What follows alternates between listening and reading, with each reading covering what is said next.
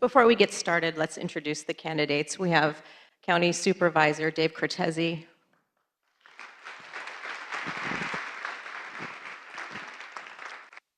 San Jose Vice Mayor Madison Nguyen,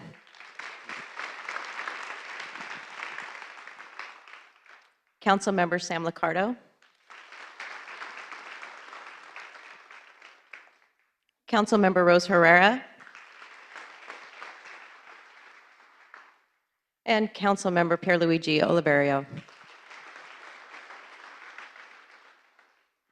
This first question will be asked to each candidate. We'll go in order of the row, starting with Supervisor Cortese. What is the most significant policy or change the city could make and that you would champion to improve the health of residents in San Jose? Thank you, Jennifer. First of all, let me thank the Health Trust for its role in putting this event on and for all the great work that we've been able to do in partnership with the Health Trust as a member of the Santa Clara County Board of Supervisors. The most important change that can take place in the city now, and it needs to begin immediately, it certainly needs to take place under my watch as mayor of the city of San Jose, is the restoration of public safety in this city. We know from Maslow that public safety is the first and foremost thing that people focus on, the safety of their homes, the safety of their neighborhoods, and today people do not feel safe in their neighborhoods. When I served on the city council for 8 years, we were the safest big city in America. We had a police force of 1,350 police officers. People were not preoccupied with public safety. It allowed us to focus on intervention. It allowed us to focus on the kind of issues that we're going to be discussing here today. It allowed us to focus on poverty. It allowed us to focus on nutrition. It allowed us to focus on intervention in our schools. That's the first thing that needs to happen under my watch as mayor of the city of San Jose. Thank you.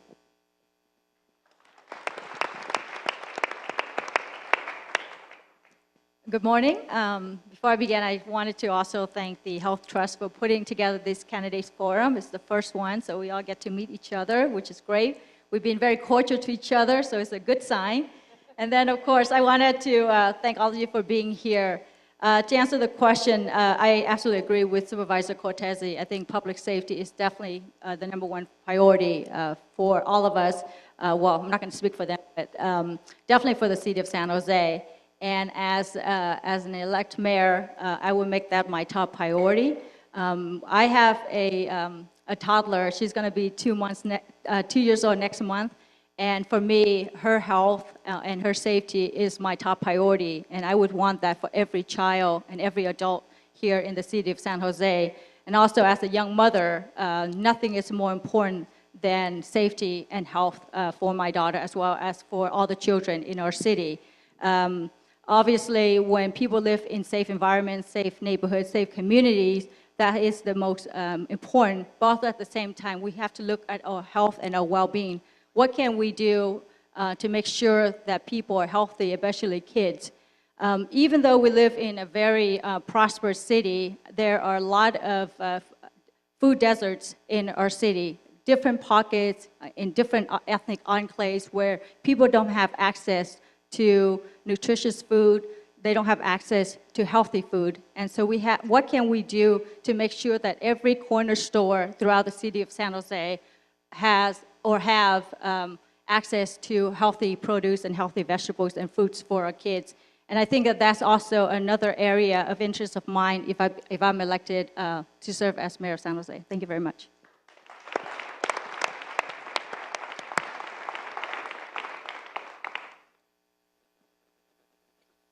Good morning. I wanted to thank and echo the praise for Health Trust and all the great work that you do, but also all the organizations here that are represented by many of you who are serving so many in our community. I'm very grateful for the work of so many nonprofit partners. Let's make San Jose the city where every kid plays. We are amid an obesity epidemic. 1 out of every 3 of our children is obese or overweight. Half of our Latino kids are on track for type 2 diabetes. When I talk to principals and in my district, I represent the downtown and the east side, they tell me their biggest concern is that their parents can't afford sports leagues for their kids. We can do better. Let's start with fifth graders. As mayor, I lead an initiative, a partnership with foundations, with our school districts, to ensure that we can provide access for free or a minimal fee for every fifth grader who wants to participate in a sports league in the fall and spring, enabling every child to play basketball or soccer, engaged in physical activity, starting a healthy lifestyle and patterns that will continue for the rest of their lives. It'll be the most cost-effective gang prevention program we could imagine. We'll start at fifth grade. When we're able to prove the concept and demonstrate the funding, we can expand it. But to do so, we need to expand the number of sports fields accessible to the public. We now have roughly 100. We need to get to 225 just to meet national standards. We have $68 million in park fees that has not been utilized by the city to build out parks. We can engage in partnerships with our school districts in joint use agreements to agree to improve their parks in exchange for public access in the evenings and on weekends to enable our kids jointly to play so that in San Jose, every kid can play.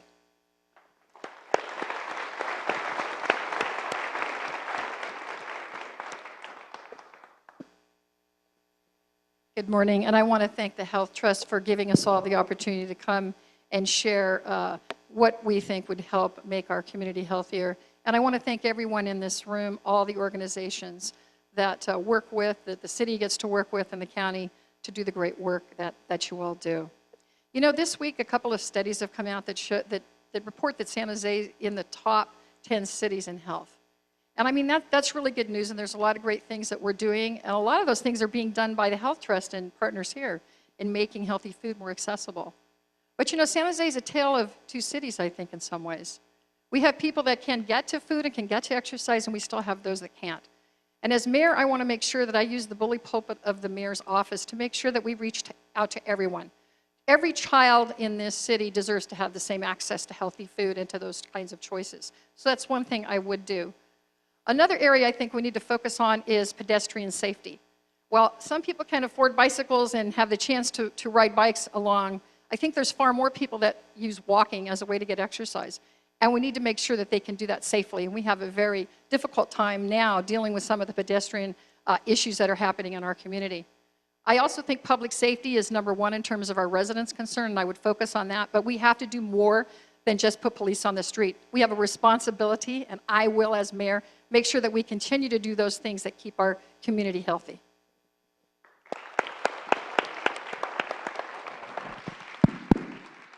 Good morning.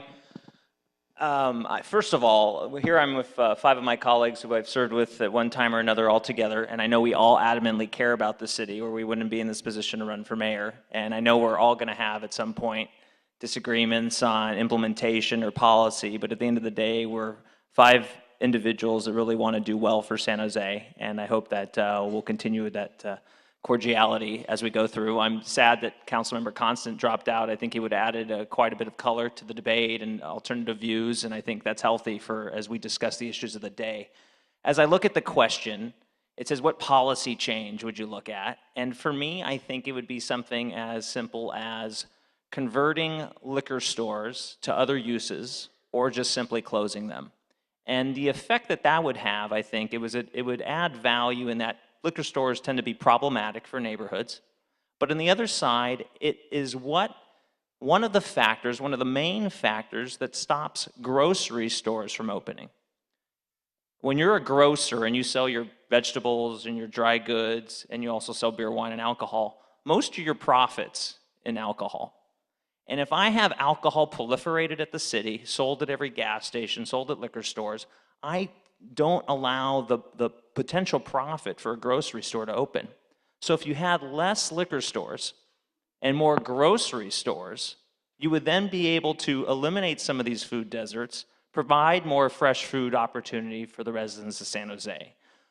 So those are things I would like to look forward to as a pure policy change that I think would have a benefit for healthy food and also a benefit of public safety for the residents of the entire city, because liquor stores are in every single district and every single neighborhood in our city, regardless of the zip code and demographic and census information. So thank you very much.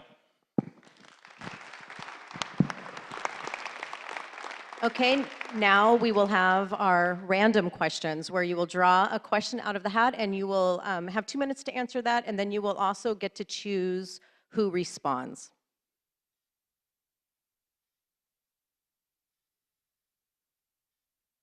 Okay, Supervisor Cortese will answer the first question and Councilmember Liccardo will respond.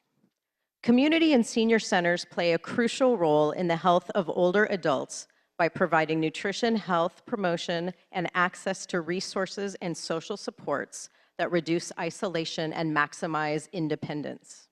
Yet, currently neither the city-operated community senior centers nor those operated by community-based organizations have sufficient resources or adequate infrastructure to meet the current needs of older adults. Name 3 things you would do to expand the capacity of these important community hubs. Thank you, Jennifer. Great question for me because I spent the last 5 years working on this issue as a member of the Santa Clara County Board of Supervisors. I don't know how many of you know, but it is the county who funds the vast majority of all funding that goes to senior nutrition programs in our community centers. And those are the primary programs that people are trying to get to and that people benefit from. There are tens of thousands of meals served every month in this county thanks to the county's investment, and the lion's share of those meals are served in the city of San Jose. 3 things that need to happen, and I hear this weekly, if not daily, from our seniors. We need to improve transportation. We need to make it easy, accessible for people to get from where they are to where they go, to where their community center is. In Willow Glen, for example, we've been working with a senior housing complex there on Willow Glen Way, trying to get them a VTA bus stop because they are blocks and blocks and blocks away from the nearest bus stop that would take them to the Willow Glen Community Center. The second thing we need to do is we need to improve the meals. The contract that the city is currently engaged in my opinion, needs to go away, and we need to enter into a new contract that replicates the kind of meals that we see in our best community centers like Poso over on Santa Clara Street. Lastly, the same pledge of resources that I made when I ran for the Board of Supervisors in the first place. And that is, I pledged at that time that no matter what the economic circumstances are, we will not reduce by even 1 meal the number of meals that are served in our community centers in this county. That will be my pledge as the mayor of San Jose. And we will do that, and we will make sure the resources are there, not only to maintain those programs, but to grow them in the future. Thank you. Well, we've been through a fiscal crisis, and the impacts of that crisis we know have been severely felt by our residents, and nowhere more so than senior centers, where many of our seniors have been voting with their feet. I recognize it when I go to join seniors for meals there, and I see that the numbers have dropped considerably. It's true that we do need to improve the quality of the food, and we can do it with not a lot of money. It's a 6-figure problem, not a 7-figure problem.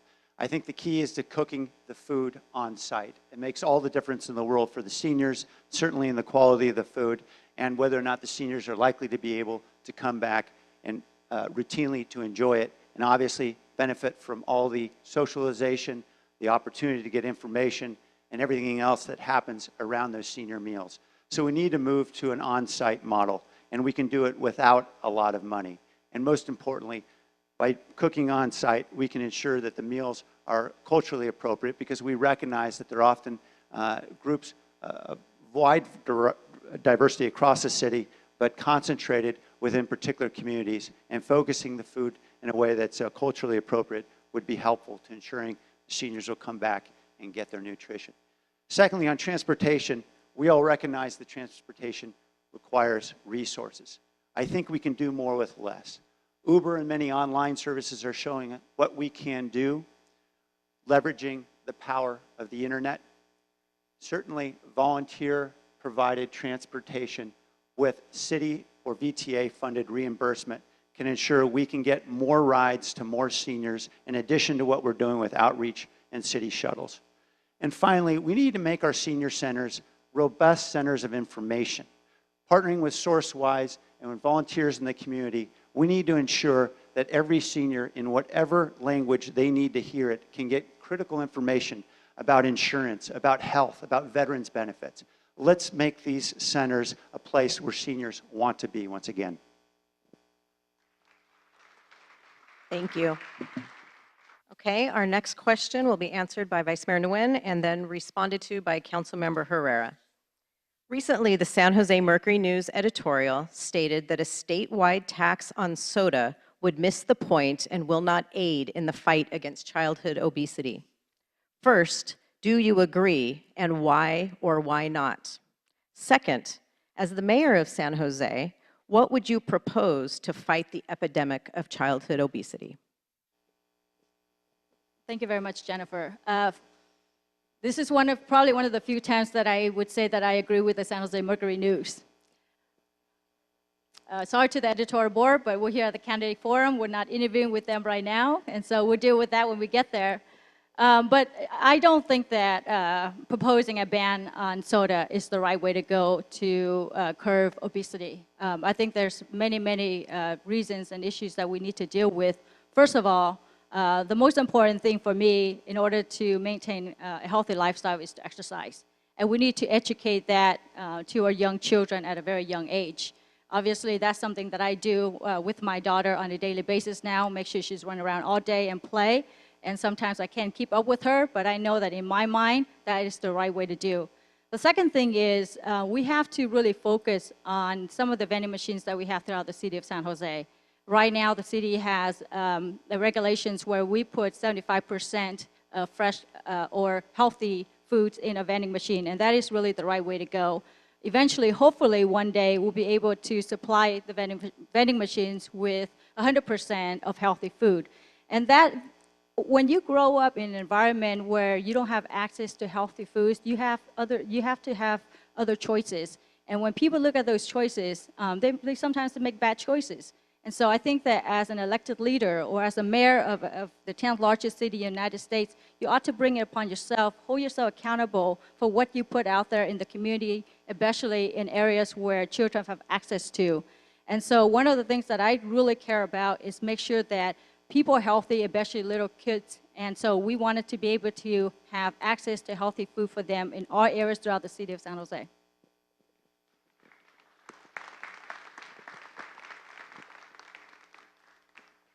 Well, I agree with the Vice Mayor that I think the Mercury News had it right on this one. And I can personally testify that's true because I don't drink soda, haven't drank soda in many years. I still struggle with an obesity problem myself. And I think it's about choices we make. And as mayor, again, I think the mayor's office is a great place to set an example and to use it as a bully pulpit. We need to help people make better choices. One of the things I like that's happening statewide is that we now have on the books a law that requires restaurants of a certain size, I think it's 20 or more, to have calorie counts on their menus. I think we need to look at bringing that down to smaller restaurants. Calorie counts do help. I know there's some evidence to the contrary, but I do think that it helps people to know what they're putting in their mouth and understand those calories to make better choices. I also think we need to encourage more walking. The Walk and Roll program is an excellent program in San Jose through the Department of Transportation and other partners. We need to expand that. And as mayor, I would offer schools, we would work with the private sector to offer some kind of reward or incentive to get 100% of our schools walking as many days to school as possible. Okay, Councilmember Liccardo will answer, and then Supervisor Cortese will respond. The question is, the City of San Jose's new general plan has some of the strongest health elements as any plan in the country. As mayor, how will you drive the implementation of Envision 2040 plan? Thank you, Jennifer. I was the co-chair of the General Plan Task Force, so I appreciate the credit. And I certainly appreciate the hard work of the Health Trust in really pushing us to be more progressive in including a health element in the general plan. I think the results speak for themselves and will speak for themselves in the coming decade. It seems to me there are three critical elements here to the general plan that affect health, because we know the built environment can have a profound impact on health. We need more walkable communities. We need to build an emerald trail, an emerald necklace, rather, of trails that connect our regional parks, particularly in park-deficient communities. And finally, we need to be able to grow oases in the food deserts throughout our city. So focusing first on walkable communities, we know that San Jose would be a much healthier place if it were experienced on foot than rather chained to a steering wheel moving at 45 miles an hour through an expressway. We've got to focus on how we can create the parks, plazas, and paseos that attract people to be on foot, to engage with one another in farmers markets, to socialize, and to be outside enjoying our 300 days of sun a year. A focus on parks, paseos, and plazas is what will not only support a healthy community, but certainly a more vibrant one as well. We also know that many of our poorest communities are the most park deficient. And rather than simply focusing on 100 miles of trails, as we do in the Green Vision, I think we should prioritize those communities that are most park deficient and build out trails in those communities first, ensure that every family can run, hike, or bike to a recreational opportunity. And finally, partnering with the Health Trust on the great work they're doing on corner stores, we can do more as a city. We can provide property owners of liquor stores and corner markets incentives to upzone building housing on their sites above the retail in exchange for commitments and conditions that reduce store shelf size space for alcohol and cigarettes, and increase the minimum for fresh foods. Thank you.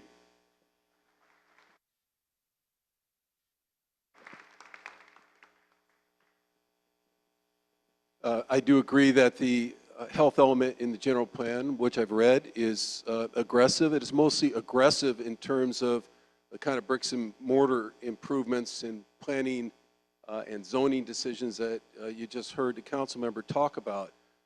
But the question is really, what are you going to do about implementation? And it's sad to hear that there's $86 million that's been sitting in the park dedication ordinance fund that went unused over the last several years.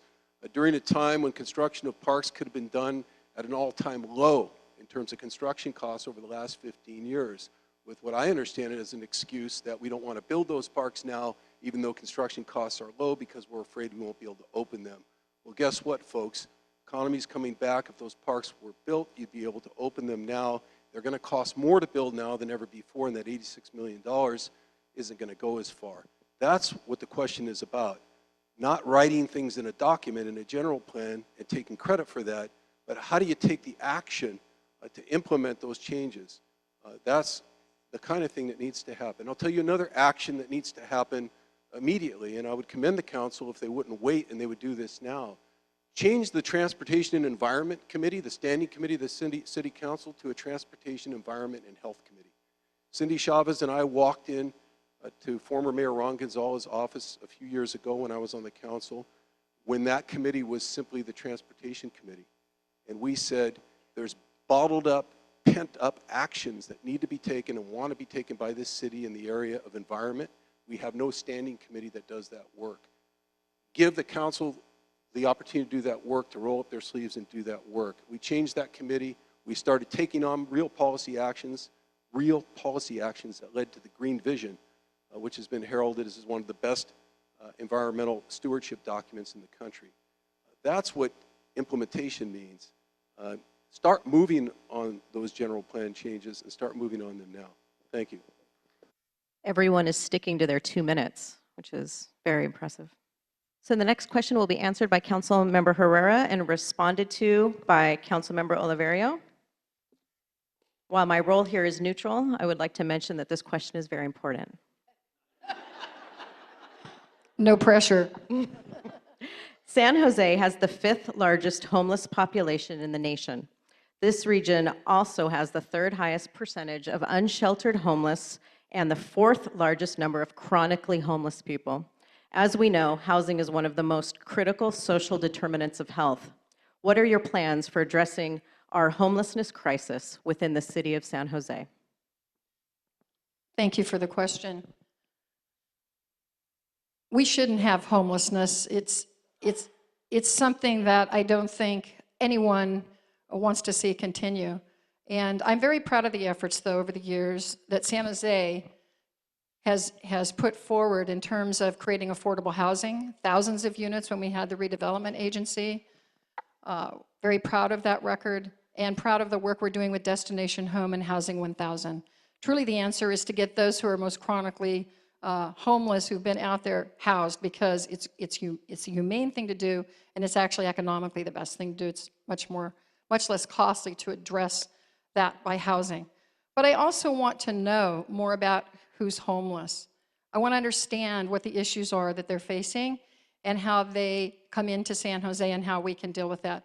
I don't think homelessness in San Jose is just a San Jose problem. I think it's a regional problem. And I think we need to address it from a regional perspective. And so we need to work with all of our partners, the county, the state, the federal level. We need to look at how can we address this from more of a regional perspective, because San Jose cannot bear the burden of solving homelessness for the entire region.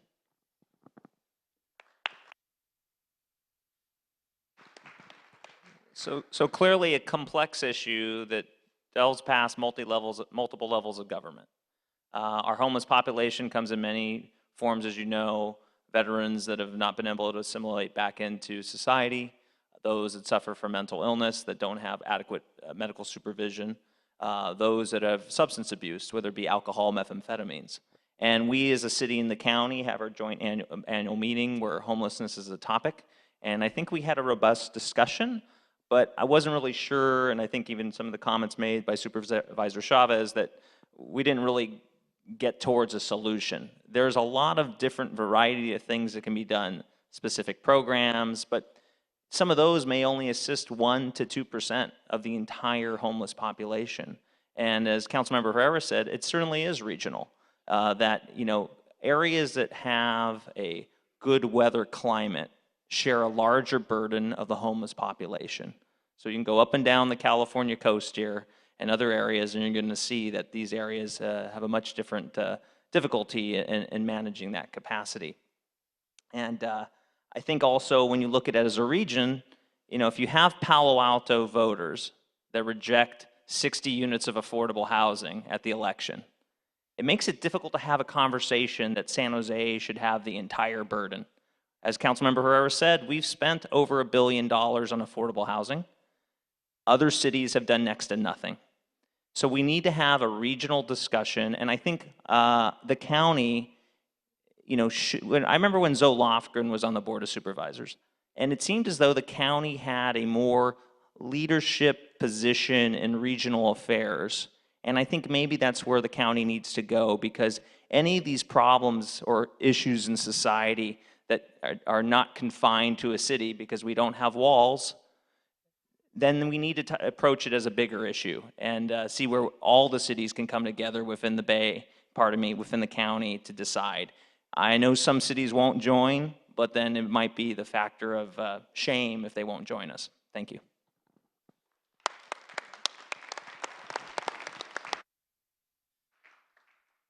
Our last question, our last random question, will be responded to by Vice Mayor Nguyen. And the question is, nonprofits currently experience challenges when attempting to work with the city on policy and system change. How would you lead improved communication and accountability of city departments with community partners to improve the health for our residents? So a very general question that could probably be said with any entity contacting a government jurisdiction. I mean, literally. So it's, I think at the end of the day, I would need to hear more what was the problem that someone had, because it's a very general question. For me, I read all my email, I respond to all of it. If someone has an issue with a department or a conflict, then I think that needs to come up some way. So you have to let the elected official know that this is an issue. If it's an organization that wants to see a policy change, but the city doesn't want to enact that policy change, then it's going to feel like a roadblock, because either the council's voted on a policy that they don't want to go in that direction. So I enjoyed the other questions. I thought this one was a little bit too vague, so I'll just stop right there. Thank you. First of all, I wanted to thank all the nonprofit representatives who are here with us today. Thank you for the tremendous work that you do in our community and in our city. One of the things that I wanted to propose as the mayor of San Jose, there are two positions that has to happen in my office, and that is positions called the MBA, which is called the Mayor's Business Advocate, where these persons go out there and make sure that we bring business to the city of San Jose. And the other position that I wanted to create is called the Mayor's Community Advocate. And so thank you for the question, because I want to take a little bit of time to talk about this very important position. This is the positions that this person is the liaison between the mayor's office and the community. And so I want to see every nonprofit organization's representative who comes into the city of San Jose, if they cannot get the kind of information that they need to contact the mayor's office to make sure that they talk to this person so that we can hear your concerns and your needs. We have 1 million people here in the city of San Jose. Not everybody is getting served the way that they should be getting served. And as the mayor and someone who grew up in a very poor community, in a very poor family, I understand the needs and the concerns that these people who sometimes don't have a voice to contact city government. And if we have a person in the mayor's office that actually deal with these kind of issues and these kind of concerns, I think that that's the way to go. And so we have 20 positions in the mayor's office. We can allocate one important position to make sure that we hear the concerns and the needs of the nonprofit organizations and representatives. Thank you very much. So this is our last question, and we'll go in order. We'll start with Supervisor Cortese. The question is, former New York Mayor Michael Bloomberg was noted around the world for his leadership to make New York the healthiest city in the world. If elected, what is your agenda to make the city of San Jose the healthiest city in the nation? Well, as I said at the outset, step number one is to make this the safest big city in the nation once again.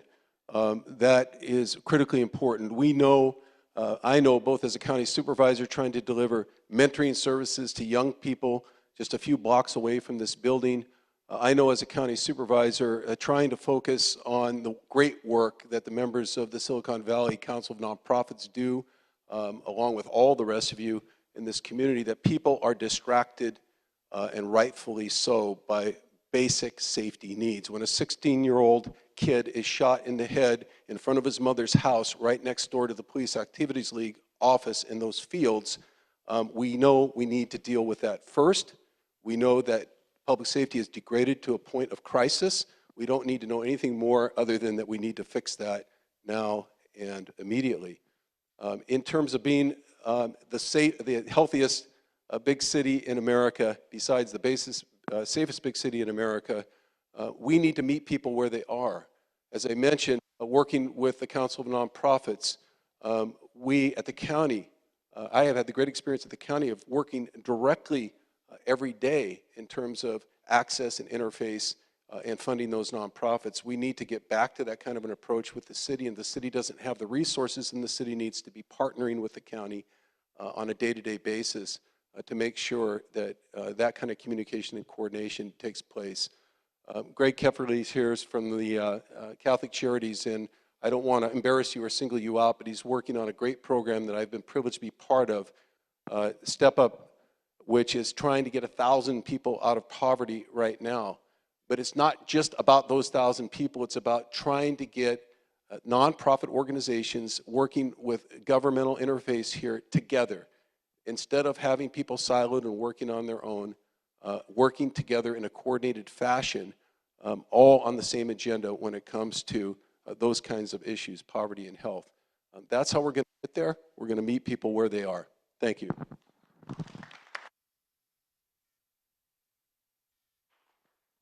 So I have served on the San Jose City Council for the past 8 years. So when I'm done, I will be serving for 9.5 years.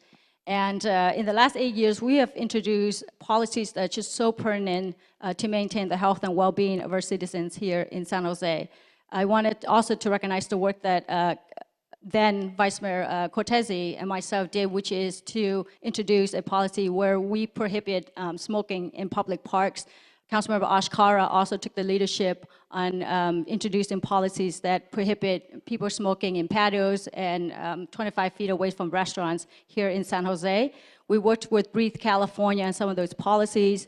We also worked with the Health Trust and introducing and being a part of the National Let's Move program that First Lady Michelle Obama has also introduced and take the leadership on. And we will continue to go to that direction. Just 2 months ago, the city was awarded a very top-notch award called the most fitness city in the nation, really. And with the influx of baby boomers going toward retirement, with the young adults growing up, we need to maintain a healthy city for all populations and not just for seniors and for children. And so as mayor, I wanted to continue to work with the Health Trust. I want to continue to work with Breathe California and other nonprofit organizations to make sure that we maintain our status as a big fitness city in the United States. Thank you very much.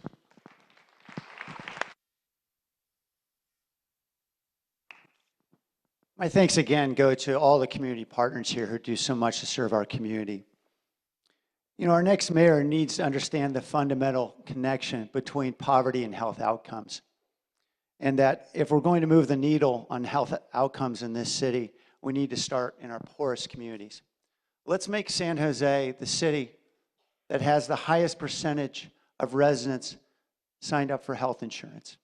Let's ensure that every city employee in their interactions in the community is distributing information in multiple languages that enables folks to understand how to get their kids signed up for Healthy Kids, how to ensure that they can get signed up for Covered California.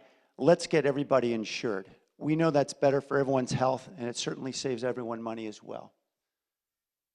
Second, I mentioned before a plan for an emerald chain of trails that connect our parks. Supervisor Cortese mentioned that it's a shame that $68 million is sitting around the Park Trust Fund. As I recall, there's actually more money sitting in that Park Trust Fund when he left office.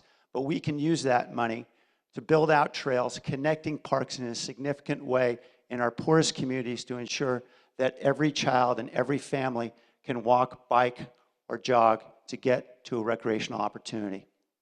I mentioned bringing an oasis into our food deserts, and I'm certainly grateful for all that the Health Trust is doing.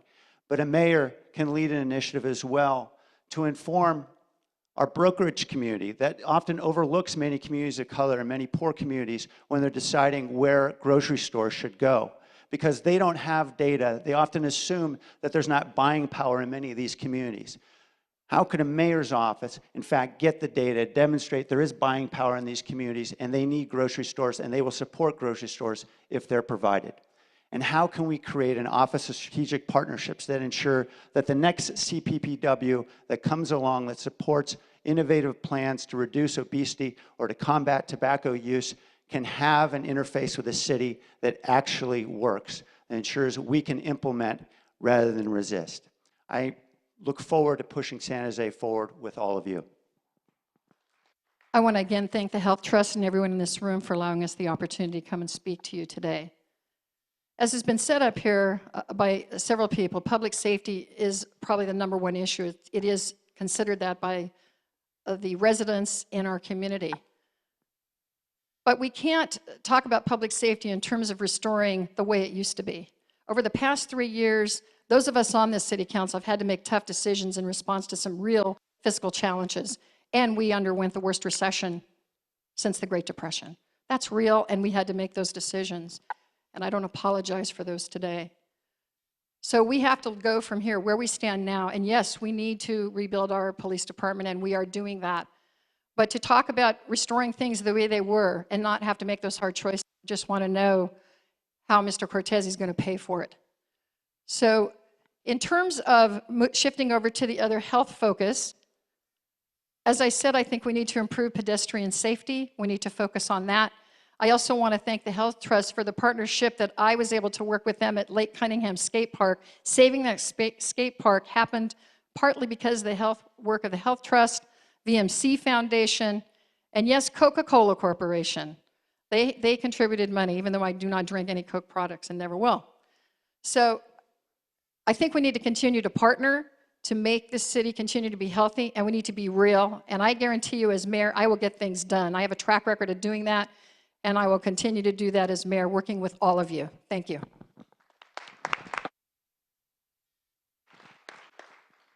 Well, certainly Mayor Bloomberg, as a billionaire heading up the largest city in the United States, had some cachet and flexibility to do what other cities cannot do. We don't have a health department. The county has the health department. So we have to recognize which jurisdiction of government does what. But at the same time, there are things we can do in some level of direction to make our city healthier, as been discussed today in the forum. I think also, since it's been touched upon, this park fee money that hasn't been spent to build parks, whatever that number is, the number that hasn't been spoken about is that the city lost out on $100 million for parks because we exempted housing developers from paying park fees. So that number dwarfs any other number you want to talk about, and that would have spread a lot more parks and trails throughout this city. When it comes to shaping a healthy city, I think one thing can be done, and that is to promote walking. This summer, I did a summer evening walking game. It was sort of like Where's Waldo? And I gave a jurisdictional area of my district via Facebook and the District 6 website. And I said, listen, if you're out on this night walking between these hours and you grab someone else, whether they have 2 legs or 4 legs, and you wear a certain color shirt, I will go around and provide you little incentives. And we did this throughout the entire district, and we had a great time. And people were out walking. And what's the great thing about walking, right? Obviously, there's health benefits. There's getting to know your neighbors, because then they're like, hey, you're wearing the same color shirt too. Are you out here for the game? Yeah. Oh, where do you live? What block are you on? So it's this whole idea of sociability. At the same token, if you can build that healthy lifestyle of walking, it also brings awareness to the neighborhood. And part of our partners in public safety is having neighbors look out for nefarious activities and report it. And you know that people that are doing nefarious activities don't want to be watched by normal people, that they like to go elsewhere. So I think that's a simple thing that you can do that doesn't require massive amounts of money. It's just the promotion of walking throughout our city. Thank you so much.